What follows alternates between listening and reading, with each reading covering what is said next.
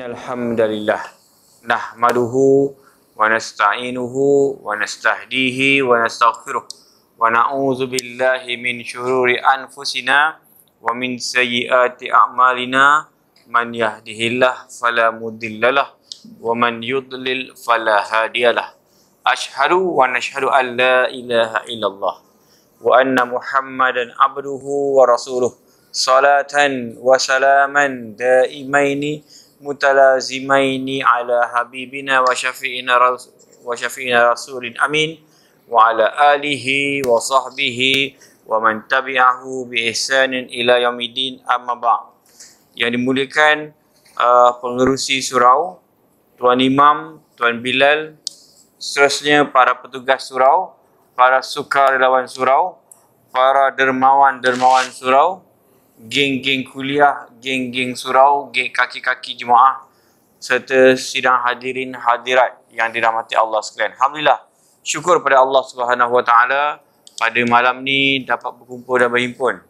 Dan alhamdulillah, biasanya kalau tazkirah lepas witir ni biasanya surut sangat. Tapi tempat ni alhamdulillah masih ramai. Alhamdulillah, kadang-kadang saya tengok macam baru-baru ni saya sembahyang tarawih je lah dekat sebuah surau. Saja je lah sembahyang tarawih, tak bagi kuliah pun.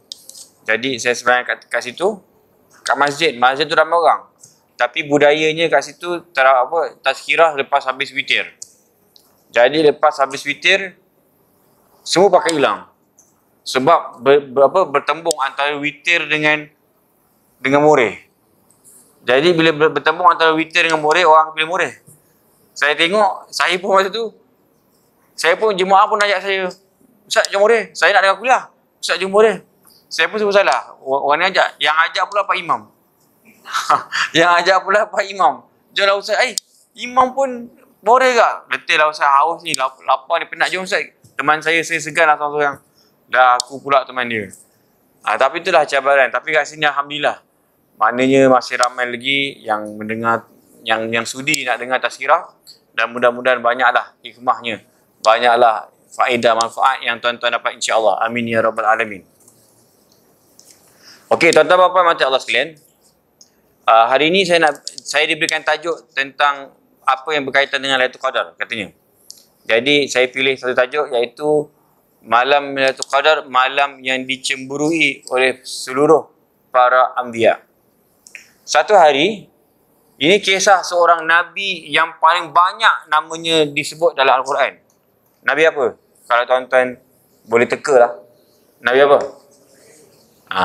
Siapa cakap Musa tadi? Yang jawab Musa betul. Yang jawab Musa salah. Nabi Musa alaihi salam. Nabi yang paling banyak namanya disebut dalam Al-Quran. Dan dia merupakan antara ulul azmi, Nabi yang paling tinggi levelnya selepas Nabi Ibrahim alaihissalam. Jadi Nabi Musa alaihissalam ini diturunkan kepada kitab Taurat. Jadi dia memang seorang Nabi yang hebat, yang dapat menewaskan Fir'aun laknatullah alaih, dan juga konco-konco seperti Haman dan sebagainya, Qarun dan sebagainya. Jadi Nabi Musa ini seorang Nabi yang sangat hebat. Kehebatannya memang tidak terperi dan semua orang tahu Nabi Musa ini seorang Nabi yang hebat. Jadi satu hari Nabi Musa bersembang-sembang dengan malaikat Jibril. Kalau kita sembang dengan artis pun kita dah happy dah. Bangga. Aku tadi sembang dengan Zizan. Aku tadi sembang dengan Datuk Jalaluddin Hasan. Bangga lah kan. Tapi ni Nabi Musa bersembang dengan malaikat Jibril. Jangan main-main. Don't play. Malaikat Jibril tu. Malaikat yang paling tinggi level tu. Jadi dia pun sembang dengan malaikat Jibril. Katanya, wahai malaikat Jibril, aku sangat happy dan berbangga. I'm proud of one of my ummah. Kenapa? Sebab dia mampu untuk beribadah sepanjang malam pada tiap-tiap malam, dan siangnya pula bersiap sedia untuk pergi perang. Siang ready untuk pergi perang, malam berqiyamul lail. Malam qiyamul lail, siang ready untuk pergi perang. Dan it happens bukan berlaku hanya seminggu, bukan 2 minggu, tapi berlaku selama 1000 bulan. So ini memang dahsyat lah ni. Kalau kita lah malam tadi dah qiyamul lail, besok pagi larat tak? Tak larat dah. Kenapa malam tadi qiyamul lail? Siang rehat sikit lah. Cover balik malam tadi tak tidur. Ataupun kalau siang nak pergi perang, malam nak kiam tak? Tak. Kena tidur awal lah, besok nak ready perang lagi. Itu kalau kita lah. Tapi ni, dia siang berperang, malam qiyamul lail. Bukan sehari, bukan 2 hari, tapi 1000 bulan. Jadi Nabi Musa pun bangga lah. Memang selayaknya lah Nabi Musa bangga. Kerana ada di kalangan umatnya yang hebat seumpama itu. Dia ceritalah pada malaikat maut, pada malaikat Jibril. Inilah yang berlaku. Aku banggalah. Umatku mampu untuk begini. Jadi malaikat Jibril bagi respon. Kata, wahai Musa, sebenarnya umat Muhammad lagi hebat. Kenapa? Kerana mereka akan dikurniakan satu malam. Malam apa? Malam Lailatul Qadar. Malam itu lebih baik daripada 1000 bulan. Siapa yang beramal pada malam itu, beramal tau, bukannya pergi perang. Duduk kat masjid, semayang, qiyam, duduk dekat bawah aircon, ada kapet tebal, bawa kalau hujan pun tak basah. Panas pun tak ada malam-malam, memang duduk dalam aircon selesa, tak keluar-peluh. Ketiak tak peluh lah. Ibadah yang santai-santai, relax-relax, zikir, baca Quran, tenang-tenang, semayang, doa. Bermunajat, itu je. Tapi siapa yang beribadah pada malam itu, pahalanya lebih baik daripada 1000 bulan. Lagi baik tau. Khairun min alfi syahrin. Lebih baik daripada 1000 bulan. It could be 2000. It could be 3000. It could be more. Jadi nasib lah. Bergantung pada keikhlasan hamba Allah itu. Kalau dia ikhlas, lagi banyak ganjarannya. Kalau kurang ikhlas, mungkin kurang lah. Tapi yang jamin, cap dia paling sikit ialah 1000 bulan. Masya Allah, tuan-tuan, puan-puan, mata Allah. Saya nak tanya, siapa yang kat sini pernah hidup lebih 1000 bulan? Ada yang dah sampai 1000 bulan sini? Cikgu berapa umur cikgu? Apa? 25? Baru 25. Tak ada apa lah. Kat sini ada yang dah 1000 bulan? Dah dekat dah? Berapa umur? Berapa dah dekat tu? Berapa umur? Saya tengok gaya macam 41. Jadi jadi tak ada lah. Saya tahu kat sini semua muda-muda. Tak ada yang tua. Yang nampak mungkin yang yang beruban janggut ni. Tapi saya teka tu mungkin 58 tu. Saya rasa. Tu je. 26. Jadi 76 pun belum cukup 1000 bulan. Tak ada. Jadi maknanya, kalau dia beribadah tiap-tiap malam pun, sejak lahir, sejak baby, sampai sekarang, kalau ada di antara kita yang pernah beribadah sejak lahir sampai sekarang, tak pernah miss malam raya ke, malam cuti ke, malam hujung tahun ke, malam apa benda, tak kisahlah. Tak pernah dia meninggalkan qiyamul lail daripada baby sampai sekarang pun tak cukup 1000 bulan. Tak sampai 1000 bulan lagi. Sebab 1000 bulan bersamaan 83.33333 tahun. Jadi tak ada siapa di kalangan kita yang dah sampai 1000 bulan. Tak ada siapa pun di kalangan kita yang pernah beribadah selama 1000 bulan. Tak ada. Tak mungkin ada. Jadi itulah yang berlaku ke atas orang yang berqiyamul lail pada malam Lailatul Qadar. Pahalanya seperti 83 tahun plus. Jadi tuan-tuan, puan-puan, mati Allah sekalian, bila Nabi Musa AS terdengar kata-kata malaikat Jibril, begitukah hebatnya umat Muhammad? Maka Jibril kata, iyalah, takkan aku nak tipu pula. Aku ni malaikat kot. Takkan nak tipu kau pula Nabi Musa. Aku pula malaikat, takkan aku nak tipu kau. Jadi akhirnya Nabi Musa kata, wah, kalau macam tu untunglah umat Nabi Muhammad. Hanya beribadah satu malam. Bukannya pergi perang. Bukannya pergi bersukan. Bukannya kena pergi surau keliling lari pusing 10 kali surau. Panjat bukit ke ataupun panjat bumbung terjun balik. Tak payah. Hanya beribadah dalam surau yang sejuk, yang selesa, yang dingin, yang cukup menyamankan. Tidur pun dalam surau, dapat pahala iktikaf dalam masjid dan sebagainya pun dianggap sebagai ibadah. Jadi tuan-tuan, puan-puan, mata sekalian, Nabi Musa AS cemburu. Lalu apa reaksinya? Nabi Musa kata apa? Kalau begitulah hebatnya menjadi umat Muhammad. Kalau macam tu tak apalah. Aku pun tak payah jadi Nabi pun tak apa. Tak payah jadi Rasul pun tak apa. It's okay. Asalkan aku dapat jadi umat Muhammad. Lalu aku nak beribadah pada malam Lailatul Qadar. Dan Lailatul Qadar tu bukan hanya sekali je peluang seumur hidup. Peluangnya ialah tiap-tiap tahun. Kalau orang tu umur 20 tahun, 20 kalilah dia dapat merasa peluang untuk mendapat malam Lailatul Qadar. Kalau umur dia 50 tahun, 50 kali dia ada potensi untuk mendapat malam Lailatul Qadar. Jadi tuan-tuan puan mati Allah sekalian, patutlah Nabi Musa alaihi salam cemburu dengan umat Muhammad kerana walaupun umatnya hebat tapi tidak pernah mendapat tawaran, offer, diskaun, promosi segila-gila seumpama itu. Tuan-tuan puan mati Allah sekalian, itu versi yang pertama. Versi yang kedua pula yang hampir sama tapi lain sikit. Satu hari Malaikat Jibril bersembang dengan Nabi kita Nabi Muhammad sallallahu alaihi wasallam. Malaikat Jibril kata, wahai Muhammad, dulu di kalangan umat Musa ada yang mampu berperang siang hari, malam berqiyamul lail selama 1000 bulan without fail. Jadi Nabi Muhammad kata apa? Uish, hebatnya umat terdahulu. Aku sangat cemburu dengan umat terdahulu kerana usia mereka panjang dan kudrat mereka kuat. Umatku umurnya pendek-pendek, antara 60 ke 70 tahun mati dah. 60-70 tahun itu pun kalau dia hidup 60-70 tahun hidup sihat je tak apa. Baru 40 dah kena gout, 45 kencing manis, 50 tahun kena jantung. Jadi kalau lah hidup tu sihat sepanjang masa tak apa. Dah lah pendek umur, lemah pula tu. Muda-muda dah kena sakit dan sebagainya. Tuan-tuan, kita bandingkan umat Muhammad dengan umat terdahulu. Nabi Nuh alaihissalam berapa umurnya? 1000 tahun. 950 tahun berdakwah, 50 tahun dia angkat jadi Nabi. Lepas tu berdakwah selama 950 tahun dan akhirnya mati ketika berusia 1000 tahun. Nabi Adam pun hidup ratus-ratus tahun. Nabi Ibrahim 90 tahun baru dapat anak. Dan dikatakan Nabi Ibrahim hidup sehingga 200 tahun. Fir'aun, tuan-tuan tahu tak berapa umur dia? Fir'aun ni dia tak pernah sakit, tak pernah demam, tak pernah selsema, tak pernah apa pun. Selama usia dia 500 tahun tak pernah sakit. Patutlah dia berani ngaku dia Tuhan. Dah hidup 500 tahun tak pernah sakit. Kita, baby kita baru 7 hari dah kena demam kuning. Baru hidup dah sakit dah. Tapi Nabi Musa punya umat nampak, tengok zaman dia. Fir'aun boleh hidup 500 tahun. Jadi sebab tu Nabi kita cemburu. Ya Allah, lalu Nabi kita pun mengadu pada Allah, ya Allah, umatku lemah-lemah. Umurnya pendek-pendek. Tak macam umat terdahulu. Usia mereka panjang. Kudrat mereka kuat. Mereka mampu untuk beribadah dengan banyak dan lama. Jadi sedangkan umatku umur pendek dan tak kuat.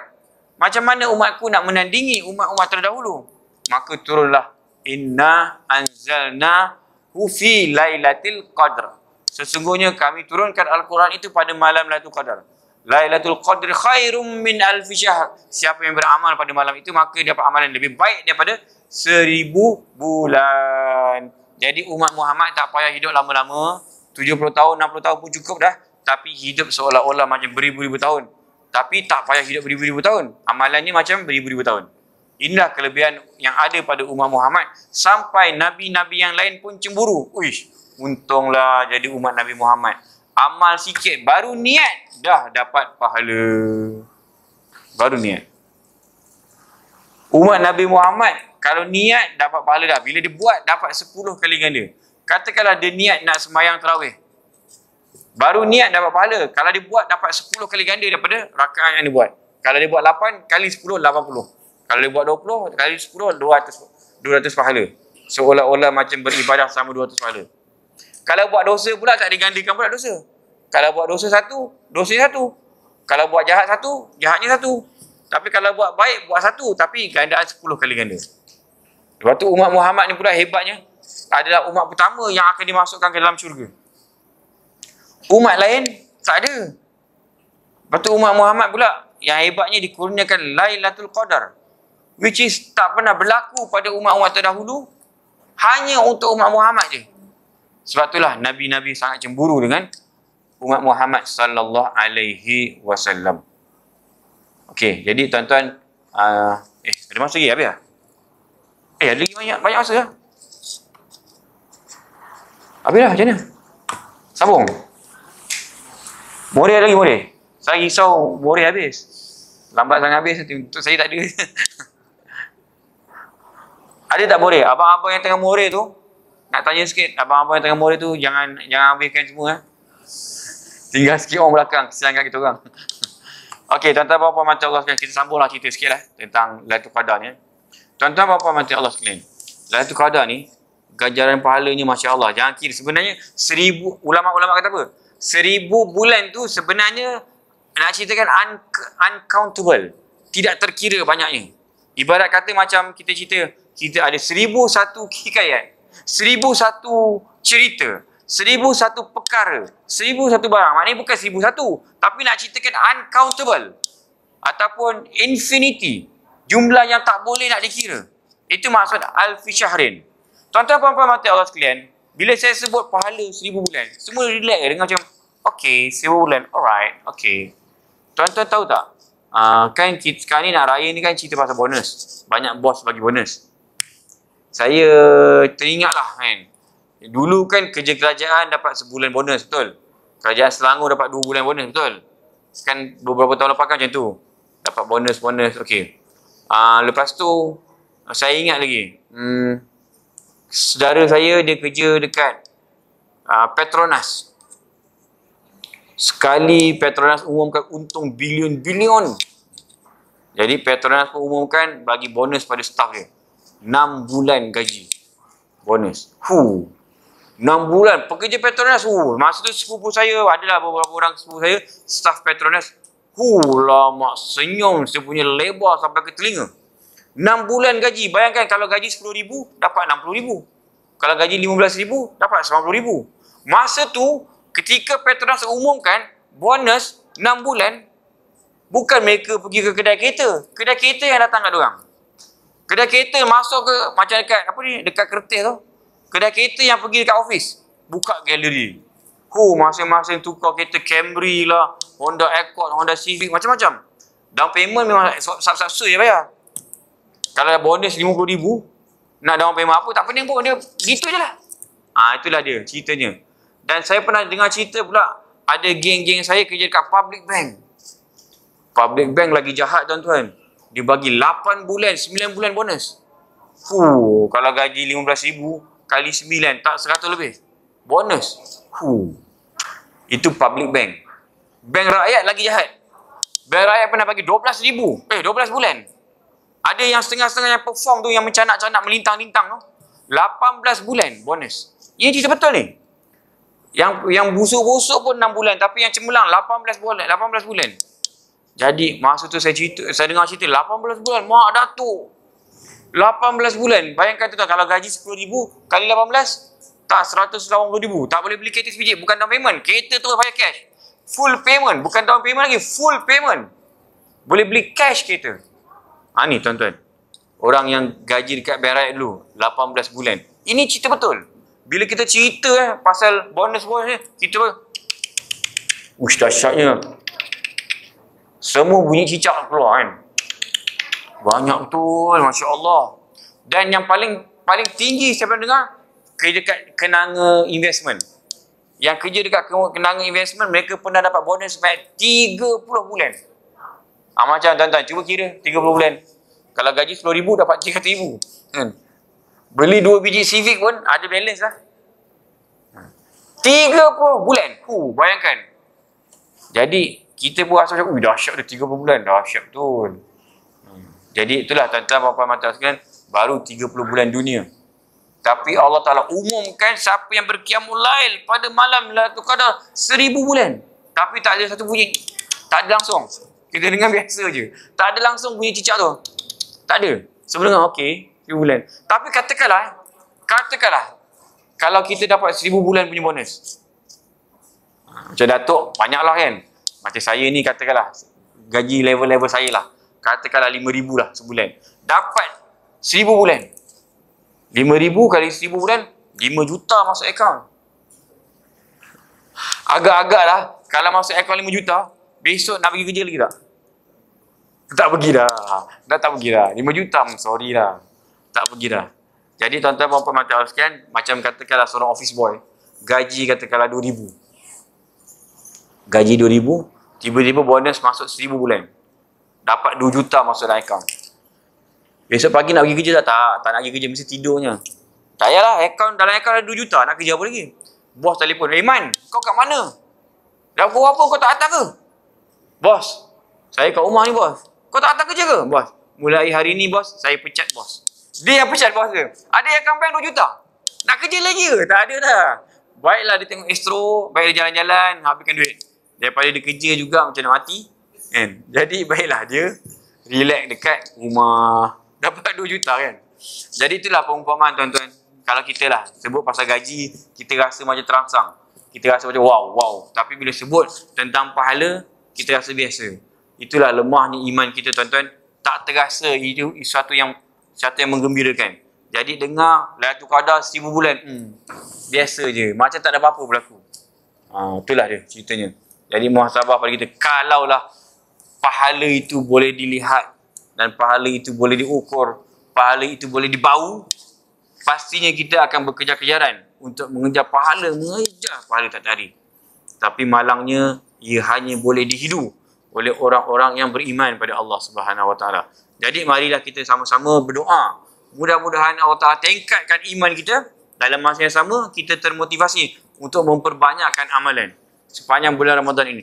Tuan-tuan, bulan Ramadan bulan sangat special tuan-tuan. Kita ada masa lagi. Sepatutnya makin nak habis Ramadan, makin semangat. Macam orang pergi maraton. Kan? Maraton, dia buat 5 km maraton. Kilometer pertama biasa. Yang kedua laju sikit. Yang ketiga makin laju. Yang nak akhir tu, makin kita pecut. Sebab apa? Di hujung-hujung maraton, kita akan cuba untuk menamatkan dengan sebaik-baiknya. Jadi maknanya Ramadan pun macam tu. Sepatutnya lagi hujung Ramadan, lagi semangat kita nak gandakan amalan kita. Bukan makin pancit. Apa yang berlaku sekarang ni, makin hujung Ramadan, makin malas orang nak ibadah. Lebih malang lagi, dia tak sabar nak berhari raya. Seolah-olah macam benci dengan Ramadan. Dia buka lagu raya, nak feel raya lah dekat raya ni. Dia buka lagu raya, lagu Sudirman, lagu Jamal Abdillah, lagu Saloma, lagu Sharifah Aini. Itu tak apa lagi. Budak lagu yang sekarang, alamak, menyampah saya dengar kan. Alamak, raya lagi. Aduh, pening saya dengar lah, menari-nari kan. Jadi itulah masalah kita. Kadang-kadang kita tak sabar nak raya, seolah-olah macam benci dengan bulan Ramadan. Ini bukan sunnah Nabi. Sunnah Nabi yang sebenar, makin di hujung Ramadan, makin kita sedih. Kerana apa? Kerana kita tak tahu adakah akan datang kita dapat bertemu lagi dengan Ramadan. Jadi tuan-tuan puan mata sekalian, ada masa lagi? Ada lagi lah masa. Aduh, macam mana ni? Tak apalah, saya habiskan lah. Last tuan-tuan. Ni cerita last Cerita last game. Saya nak bagi satu perumpamaan. Bila Nabi kata, setiap amalan sunat pada bulan Ramadan, pahalanya sama seperti amalan wajib. Dan setiap amalan wajib akan digandakan 70 kali ganda berbanding pada bulan biasa. Sebab tu satu kali umrah pada bulan Ramadan bersamaan satu kali haji. Nampak hebat. Tak payah pergi melontar, tak payah pergi jamrah, tak payah pergi wukuf ke Arafah, tak payah kat mabit di Muzdalifah dan sebagainya. Cukup hanya buat umrah saja, pahala seperti satu haji. Ini Nabi cakap. Umratun fi Ramadan tusawil hajj. Beribadah umrah pada bulan Ramadan, pahalanya seperti satu haji. Tu hebat. Jadi amalan bulan Ramadan semua akan digandakan. Ibarat kata tuan-tuan nak beli kereta. Beli kereta murah-murah je lah. Ala-ala kadar lah, janji boleh jalan asalkan tak kena hujan. Kereta apa? Kereta apa tuan-tuan? Belilah kereta kancil lah. Kereta paling murah kereta kancil lah. Second hand, berapa ribu? 10,000. Kereta kancil second hand 10,000, manual. Tingkap pun rosak. 10,000? Nak kata apa kan? Kita pun order lah kat kedai. Okey, tokey, saya mau beli. Ini kereta 10,000 bajet saya. Tokey kata, wah 10,000 lah. Banyak susah lah bos. Up sikit lah. Okey lah 10,000 lah. 10,000 juga lah. Okey. Boleh lah. I bagi kancil. Kereta kancil sudah umur 20 tahun. Itu manual lah. Bukan auto lah. Ayu punya bajet 10,000 lah. Okey. Kancil manual, tingkap sudah rosak. Okey, aircon okey lagi lah. Sejuk-sejuk jugalah. Ngam-ngam lah. 10,000 lah. Okey, bayar. Kita pun bayar. Tokey pun ambil duit kita. Sign. Okey bos, you datang minggu depan lah. Minggu depan you datang, I siapkan ini kereta you. I cat balik, I kasih cantik balik. Angin penuh, tayar penuh, insurans siap semua. Minyak semua penuh lah. You tinggal angkat, you boleh balik kampung terus. running condition. Aircon sejuk beku. Okey. Minggu depan datang. Okey, minggu depan datang. Minggu depan pun kita datang. Sekali, tunggu mana kancil? Tak ada bos. Sekejap sikit, tunggu sikit bos. Rupanya, sebab bulan yang kita dapat tu bulan Ramadan, maka duit yang kita bayar tu, asal nak beli kancil, tiba-tiba nilai dia sama dengan harga sebiji Velfire. Velfire, Golden Eye, kiri kanan pintu auto, tayar sport rim 22 inci. Ambil kau. Warna hitam metallic. Speaker JBL, ada sunroof, ada moonroof. Okay. Full spec, leather seat, pilot seat, semua. Plate nombor 1. Ambil kau. Asal beli kancil second hand. Tapi oleh kerana digandakan 70 kali ganda, dapat kereta Velfire plate nombor 1 warna hitam. Full spec. Recon baru setahun. Mileage baru 3,500. Nampak tuan-tuan? Itulah perumpamaannya. Bila gandaan pahala kancil 10,000 jadi 700,000. Tak dapat Velfire full spec. Itulah ceritanya. Kerana ganjaran bulan Ramadan. Kita semayang, kita je leke-leke je. Semayang antara khusyuk tak khusyuk je lah. Teringat bazar tadi. Semayang biasa je. Sunat. Tapi pahalanya Masya Allah. Seolah-olah macam kita berqiyamul lail sepanjang malam. Jadi tuan-tuan, ni Ramadan dah nak habis lah. Gunakanlah kesempatan yang ada. Tak tahu tahun depan ada tak Ramadan untuk kita. Tak tahu. Siapa yang berani jamin tahun depan saya ada Ustaz? InsyaAllah Ustaz. InsyaAllah saya tak mati Ustaz. Tahun depan confirm saya ada Ustaz. Ustaz jangan risaulah. Ustaz ada, saya pun ada. Tak ada siapa yang berani cakap itu. Tahun depan belum tentu milik kita. Jadi inilah yang ada ni. Gunakan sehabis-habisnya. Entah tak tahu ada ke tak tahun depan. Jadi 10 malam terakhir Nabi Aisyah kata apa? Aisyah kata, kalau bulan Ramadan aku tengok suami aku 10 malam terakhir lain macam. Ibadah dia lain macam. Dia akan ikat kain, dia akan tinggalkan semua bini-bini dia. Dan Nabi akan beribadah sepanjang malam, tidur kat masjid. Nabi tak balik rumah. Nabi akan lepak kat masjid, Nabi akan beribadah kat masjid. Jadi saya cadangkanlah mulai 10 malam terakhir, tuan-tuan jangan tidur rumah lah tuan-tuan. Tapi jangan tidur rumah, tidur kat tempat lain pula apa kan.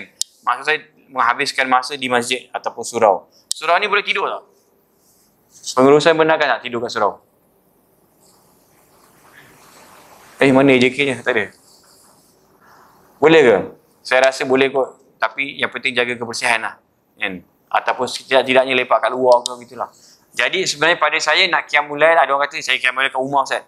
Siapa qiyamul lail kat rumah? Tipu. Tak real lah, tak real. Ibarat kata tengok bola tapi tengok bola kat TV. Patut pergi orang lain pergi stadium. Dia tak pergi stadium, dia tengok kat rumah. Tak best lah, tak real. Yang sebenarnya nak qiyamul lail mesti ada di masjid ataupun surau.